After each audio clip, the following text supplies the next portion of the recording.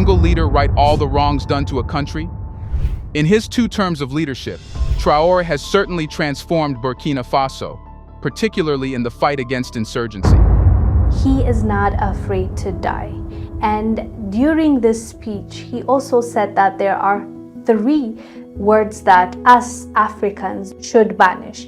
And these are cowardice, betrayal, and incompetence. We'll talk about the 3 words that he said we should banish.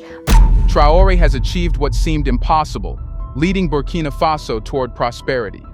But the question remains, how did Traore accomplish this? What was his roadmap to success? Let's find out.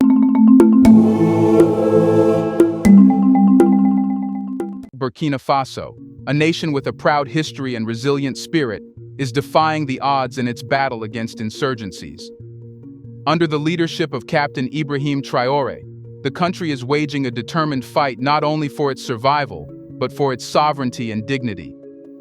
The world is witnessing a dramatic transformation, one that challenges stereotypes about Africa and redefines what is possible in the face of adversity.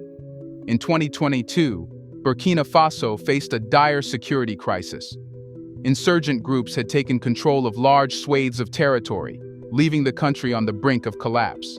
The ambush of a 207-vehicle convoy in September, resulting in significant casualties, highlighted the severity of the threat and the inadequacy of the government's response. But amid this turmoil, a new leader emerged, Captain Ibrahim Traore. Through a decisive coup and a series of strategic military actions, Traore has embarked on a mission to reclaim his country from the grip of extremism. Traore has changed Burkina Faso after he came to power. And now his second round is even making Burkina Faso the place of peace. But it's important to understand how he did the impossible. But first, it's important to know, how did Burkina Faso reach the brink? Burkina Faso's descent into chaos did not happen overnight. For years, the nation had grappled with instability, exacerbated by its geographical position at the crossroads of multiple conflict zones in the Sahel. The rise of insurgent groups in the region was fueled by a complex mix of factors: political instability, economic hardship, and the fallout from conflicts in neighboring countries. Extremist groups, including Al-Qaeda and ISIS affiliates, saw an opportunity to exploit Burkina Faso's vulnerabilities. The fall of Libya in 2011 unleashed a flood of weapons across the Sahel, providing jihadist groups with the firepower they needed to expand their operations. In Burkina Faso, these groups capitalized on local grievances, including poverty, unemployment, and political marginalization. They recruited disenfranchised youths, established control over border regions, and began to enforce their draconian laws. Entire towns and villages fell under their control, and local governance structures collapsed. The ambush on September 26, 2022, was a critical turning point. A convoy traveling from Ouagadougou to Djibo, comprising 207 vehicles, was attacked by Al-Qaeda militants. The assault resulted in 37 deaths and 70 missing, sending shockwaves across the nation and revealing the extent of the insurgents' grip on the country. The government, led by Lieutenant Colonel Paul-Henri Sandaogo Damiba, was caught flat-footed. Its response was seen as slow and inadequate, leading to widespread public anger and disillusionment. People took to the streets, demanding more decisive action from their leaders. The army, demoralized and under-resourced, struggled to maintain order. Confidence in the government plummeted, and a sense of fear and frustration spread throughout the country. The people of Burkina Faso felt abandoned by their leaders and helpless against the mounting threat of insurgencies. It was in this context of desperation and uncertainty that Captain Ibrahim Traore emerged as a leader. On September 30, 2022, he and a group of like-minded military officers launched a coup. Unlike previous coups in Burkina Faso's history, this one was driven not by personal ambition or external influence, but by a genuine desire to restore security and stability. Traore's actions were swift and strategic. His forces took control of state television, military bases, and key government buildings with minimal resistance. The message was clear. A new era had begun, one that would prioritize the safety and security of the Burkinabe people. With Traore now in power, the critical question became, how would his leadership differ from his predecessors? Here's a reminder to please like and share the video and subscribe to our channel to watch more videos on Black culture, history, civilization, and identity. Let's continue now. Captain Ibrahim Traore's leadership is characterized by a unique blend of pragmatism, strategic vision, and an unwavering commitment to his country's security. Unlike his predecessors, Traore understood that a comprehensive approach was needed to tackle the multifaceted threat posed by insurgencies. From the outset, he focused on rebuilding the military's capacity, boosting morale, and fostering a sense of national unity. Traore's first move as leader was to conduct a thorough assessment of the military's strengths and weaknesses. He quickly identified the need for modern equipment, better training, and more effective coordination between different branches of the armed forces. Recognizing that a demoralized army could not stand against well-armed insurgents, Traore prioritized the acquisition of modern weaponry and improved logistical support. This included enhancing communication systems, reinforcing supply lines, and ensuring that troops on the front lines were adequately equipped and motivated. One of Traore's most notable actions was his commitment to transparency and direct communication. Unlike previous leaders who often operated behind closed doors, Traore made a point of addressing the nation frequently and openly. He did not shy away from discussing the failures of past leadership, but instead used them as a catalyst for change. His straightforward approach resonated with the Burkinabe people, who were desperate for honesty and decisive action. Traore framed the fight against insurgencies not just as a military campaign, but as a collective effort that required the participation and support of every citizen. Traore's commitment to this cause was evident in his early actions. He led from the front, often visiting troops on the battlefield and engaging directly with local communities affected by terrorist violence. This hands-on approach helped to build trust and solidarity among the military ranks and with the civilian population. He was not just a distant figure giving orders, he was a leader who shared in the risks and hardships faced by his people. A prime example of Traore's leadership in action was the operation to break the jihadist blockade of Djibo. This operation was not merely about deploying troops. It was a meticulously planned action that combined military precision with humanitarian relief efforts. Traore understood that to win this fight, he needed to win the hearts and minds of the people.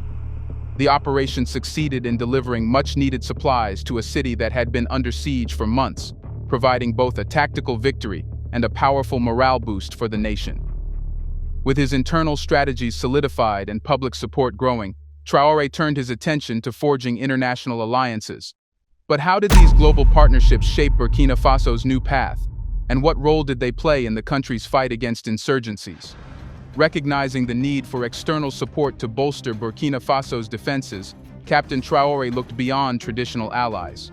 Western nations, hesitant and often burdened with bureaucratic restrictions, offered limited assistance.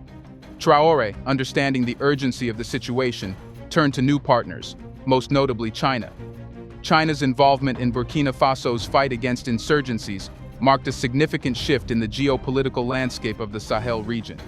Unlike Western nations, which often tied aid to strict conditions, China provided a straightforward partnership focused on immediate needs. Within weeks of Traore's rise to power, China had agreed to send multiple shipments of modern weapons and military supplies to Burkina Faso. This rapid response demonstrated not only the gravity of the situation, but also China's willingness to support a stable, self-reliant African state. The impact of China's support was immediate and profound. The new shipments included state-of-the-art rifles, machine guns, and a substantial stockpile of ammunition. For the first time, Burkinabe soldiers found themselves adequately armed, capable of engaging insurgents on more equal terms.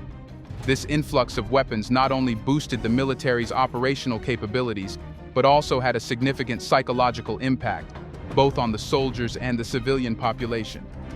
The improved arsenal meant that Burkinabe soldiers could engage the enemy more effectively, leading to a series of victories that boosted national morale. Beyond the physical support, China's involvement symbolized a broader shift towards a more multipolar approach to international relations in Africa. Traore's decision to partner with China was a clear message. Burkina Faso was willing to forge its path, free from the influence of any single global power. This decision resonated across the continent, as other African nations watched closely, considering their foreign policy realignments in light of Burkina Faso's bold stance. The partnership with China also opened the door for further technological advancements in Burkina Faso's military strategy. With Chinese support, Traore's administration was able to invest in new technologies, including advanced surveillance systems and drone capabilities. The addition of Turkish-made Bayraktar TB2 and Akinci drones further enhanced Burkina Faso's ability to conduct precision strikes and gather vital intelligence, shifting the balance of power in the fight against insurgencies. With international support secured and the military rejuvenated, Traore's administration faced another challenge: maintaining momentum and turning initial victories into sustained security. So, how did he plan to ensure that the gains made would not be lost? Captain Traore's innovative approach to counterinsurgencies was not just about immediate military gains. It was about crafting a long-term strategy that could sustain those gains and build a foundation for lasting peace. One of the cornerstone strategies of his administration was the integration of advanced technology into military operations. The introduction of drones, specifically the Turkish-made Bayraktar TB2 and Akinci models, revolutionized Burkina Faso's approach to modern warfare. These drones provided a level of surveillance and strike capability that was previously unimaginable.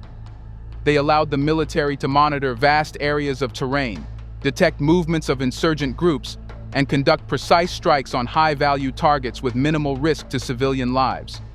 The drones became a force multiplier, enabling the military to conduct more effective operations with fewer resources. But Traore's use of technology wasn't limited to drones. He also invested in enhanced communication systems that improved coordination between various branches of the military. This allowed for more synchronized operations and quicker response times to threats. In addition, the administration set up new intelligence sharing protocols with regional allies, fostering greater cooperation in the fight against insurgencies across borders. Another critical element of Traore's strategy was his focus on community engagement and rebuilding trust between the government and local populations. He understood that the fight against insurgencies could not be won through military means alone. It required addressing the root causes of extremism, including poverty, lack of education, and political disenfranchisement. Traore's administration launched several initiatives aimed at fostering economic development in areas most affected by insurgencies, including infrastructure projects, educational programs, and local governance reforms. One of the most innovative aspects of Traore's approach was his use of psychological operations to undermine the insurgent influence. Understanding that insurgencies are as much a battle of ideas as it is a physical conflict, Traore's administration deployed sophisticated information campaigns aimed at countering extremist narratives. These campaigns highlighted the government's successes, exposed the brutality of insurgent tactics, and offered a vision of a peaceful and prosperous Burkina Faso that could only be achieved through unity and cooperation. Traore also sought to improve the professionalization of the Burkinabe military. Recognizing that effective counterinsurgency operations require highly trained personnel, he established new training programs focused on counterinsurgency tactics, guerrilla warfare, and urban combat. These programs emphasized adaptability and resilience, preparing soldiers for the unique challenges posed by extremist groups in the Sahel. As these strategies began to take hold, the challenge became not just maintaining the momentum, but ensuring that reclaimed territories remained secure and that extremist groups could not easily regroup. How did Traore plan to secure and stabilize these regions over the long term? Captain Traore's vision for a secure and stable Burkina Faso extends far beyond immediate military victories. Recognizing that sustainable peace requires a comprehensive approach, his administration has outlined a multi-pronged strategy to ensure that the gains made on the battlefield are not lost, and that the nation can build a foundation for long-term prosperity. Central to this strategy is the reintegration of former combatants who have expressed a willingness to abandon violence. Traore's administration has initiated programs aimed at rehabilitating these individuals, offering them opportunities to reintegrate into society through vocational training, education, and community service.